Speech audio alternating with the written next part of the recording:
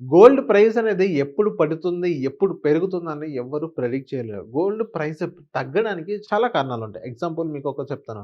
Market అనేది బుల్లిష్‌లో ఉన్నప్పుడు gold price అనేది తగ్గే ఛాన్సెస్ అయితే కనిపిస్తాయి. హిస్టరీ మనం చూసుకున్నట్లయితే. గోల్డ్ ప్రైస్ ఎప్పుడు పెరుగుతుంది? సో, ఇప్పుడు గ్లోబల్ అన్‌సర్టెనిటీస్ ఉన్నప్పుడు గోల్డ్ ప్రైస్ పెరిగే అవకాశం ఉంది. అండ్ నెక్స్ట్ ఇప్పుడు బ్రిక్ నేషన్స్ డాలర్‌కి అగైనెస్ట్‌గా ఒక రూపీని ఒక కరెన్సీని తీసుకురావాలనుకుంటారు. అది గోల్డ్ అని అనుకుంటారు. అది కూడా ఎవ్వరు చెప్పలేం.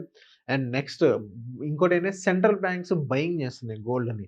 వాళ్ళ రిజర్వ్స్ అనేది పెంచడానికి. అప్పుడు కూడా మనకి గోల్డ్ అనేది మనకి పెరిగే ఛాన్సెస్ అయితే కనిపిస్తది. హిస్టరీ మనం చూస్తున్నట్లయితే. సో, ఇప్పుడు గోల్డ్ అనేది ఎప్పుడు పర్చేస్ చేయాలని చాలామంది అడగడం జరిగింది. గోల్డ్ పర్చేస్ చేయడానికి మన దగ్గర టైం అంటూ ఉండదు.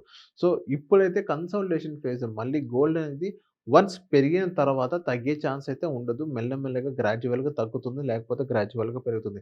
అండ్ నెక్స్ట్ కన్సాలిడేషన్ అవుతుంది. ఇప్పుడు ప్రెజెంట్ గోల్డ్ పెరిగేదానికంటే హ్యూజ్ పెరిగిపోయింది గోల్డ్. నెక్స్ట్ లెవెల్ పెరిగిపోయింది. అది కూడా ఇప్పుడేంటంటే 1,80,000 దగ్గర ఎవరైతే కొన్నారో ఇప్పుడు వాళ్ళంతా గోల్డ్‌లో కూడా నెగెటివ్ ఉందని వాళ్ళు ఇప్పుడు అర్థం చేసుకుంటారు. కొంతమంది ఈటీఎఫ్స్ కొన్నారు. కొంతమంది ఫిజికల్‌గా కొన్నారు. ఫిజికల్‌గా కొన్న వాళ్ళేంటంటే ఒక గోల్డ్ అనేది వాళ్ళకొక ఎమోషన్ టచ్ ఉండేది. సో, అది వాళ్ళు కన్జ్యూమ్ చేసుకుంటారు కాబట్టి వాళ్ళు ఎంత హై ప్రైస్ పెట్టి వాళ్ళు కొన్నా గాని వాళ్ళకి పెద్ద ప్రాబ్లమ్ అయితే కనిపించదు. అదే ఈటీఎఫ్ కనుక మీరు చూసుకున్నట్లయితే ఈటీఎఫ్ అనేది ఎవరైతే కొన్నారో సో, ఇప్పుడు వాళ్ళు మొత్తం నెగెటివ్ రిటర్న్స్ అనేది వాళ్ళందరూ చూస్తారు. అందుకే నేను చెప్తాను గోల్డ్ ప్రైస్ అనేది ఎప్పుడు తగ్గుతుందో, ఎప్పుడు పెరుగుతుందో ఎవరికీ అస్సలు తెలీదు.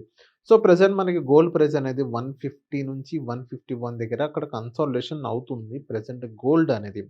మళ్ళీ గోల్డ్ ఎప్పుడు తగ్గుతుంది, ఎప్పుడు పెరుగుతుంది మనమైతే ప్రెడిక్ట్ అయితే చేయలేము. కాకపోతే ఈ ఇయర్ అయితే గోల్డ్ అనేది కొంచెం కన్సాలిడేషన్ ఫేజ్‌లోనే ఉండిద్ది. ఏదైతే లాస్ట్ ఇయర్ ఇచ్చిన రిటర్న్స్ అనేది ఈ ఇయర్ అయితే అస్సలు ఇవ్వదు. లాస్ట్ ఇయర్ కంటే నెక్స్ట్ లెవెల్ రిటర్న్స్ ఇచ్చింది గోల్డ్ అండ్ సిల్వర్ కూడా. అండ్ నెక్స్ట్ ఇప్పుడు మనం సిల్వర్ గురించి మనం మాట్లాడుకున్నట్లయితే అది నెక్స్ట్ లెవెల్ వాలటాలిటీ. అదొక ఇండస్ట్రియల్ మెటీరియల్. ఇప్పుడు సిల్వర్‌కి ఆల్టర్‌నేట్ కూడా ఒక మెటల్ తీసుకొచ్చారని బయట కొన్ని రూమర్స్ అయితే నడుస్తున్నాయి. వన్స్ సిల్వర్‌కి ఆల్టర్‌నేట్ ఏదైనా దొరికితే సిల్వర్ డిమాండ్ అనేది ఇంకా తగ్గే ఛాన్స్ అయితే మనకి 100% కనిపిస్తుంది. ఇప్పుడు ఈవీస్‌లో గానీ, సోలార్‌లో గానీ, ఈవెన్ కొన్ని చిప్స్‌లో కానివ్వండి, ఈ సిల్వర్ అనేది మన యూసేజ్ అనేది మనం చేస్తాం. దానికి ఆల్టర్‌నేట్‌గా ఏదైనా వస్తే సిల్వర్ డిమాండ్ అనేది ఇప్పుడున్న దానికంటే ఇంకా తగ్గే ఛాన్స్ అయితే మనకి 100% మనకి కనిపిస్తుంది. సో, వెనెవర్ మీరు ఒక ఇన్వెస్ట్‌మెంట్ మాడ్యూల్‌లో తీసుకున్నట్లయితే మీరు ఈటీఎఫ్ కానీ, ఫండ్స్ కానీ, డిజిటల్ బాండ్స్ కానీ, ఇంకా కొన్ని బాండ్స్ ఉన్నాయి. అలాంటి బాండ్స్‌లో మీరు ఇన్వెస్ట్‌మెంట్ చేసుకున్నట్లయితే మీకు కొంచెం మంచి రిటర్న్స్ వచ్చే ఛాన్సెస్ అయితే మీకు కనిపిస్తుంది మార్కెట్ సిట్యుయేషన్స్‌ని బట్టి. అండ్ నెక్స్ట్ ఇప్పుడు గోల్డ్ అండ్ సిల్వర్ మీద మీరు పర్చేస్ చేయాలనుకుంటే ఇదొక మంచి టైమ్ అని ఇప్పుడు ఇది తగ్గింది. మళ్ళీ పెరిగే ఛాన్సెస్ ఉండిద్ది. మీరు బిస్కెట్స్ రూపంలో తీసుకున్నట్లయితే మీకు ఇన్‌స్టాంట్ మనీ అనేది మీకు రాదు. సిల్వర్ అయినా, గోల్డ్ అయినా. కాయిన్స్ రూపంలో మీరు తీసుకున్నా గానీ, మీకు ఇన్‌స్టాంట్ మనీ అయితే మీరు ఇప్పుడు బ్యాంక్‌కెళ్ళి మీరు కొలాటరల్ పెట్టినా గానీ మీకు లోన్ దొరుకుతది.